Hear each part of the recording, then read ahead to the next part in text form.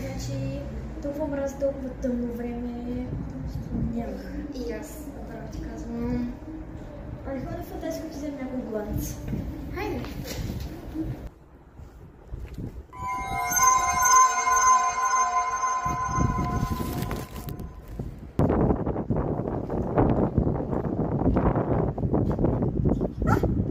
Какво стана? Куклата е тук.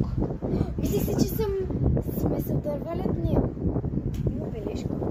Дай да прочетем. Няма да избягате от мен.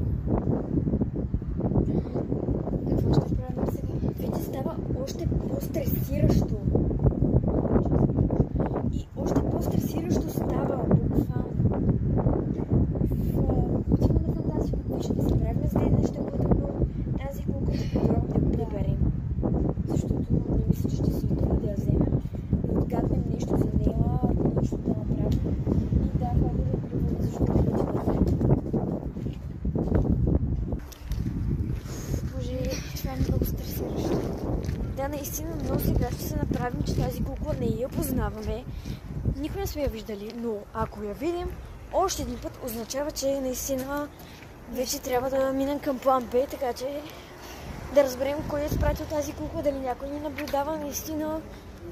И да, защото но да не е така, все пак.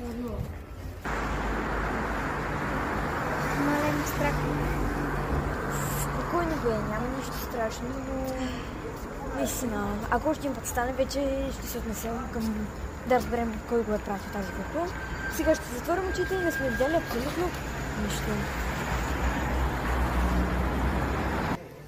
Жалко, че не открихме гланцове, но ще си открием нещо друго. Ох, ами не открихме гланци, но не открихме нещо. И сега, ако не се белят тези бомбони, наистина ще се разсърда, докато виж какво показва, че се бели. Бил, че се белят. Да, се белят. Сега ще Какви са един?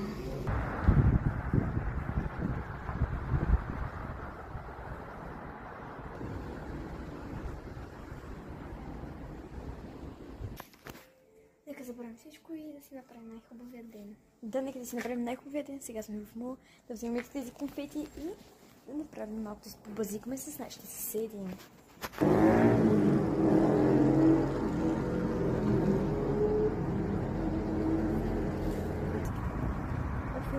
Айде да се прибираме вече.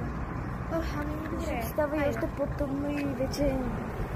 В смисъл, не обръщам внимание вече на тази кукла.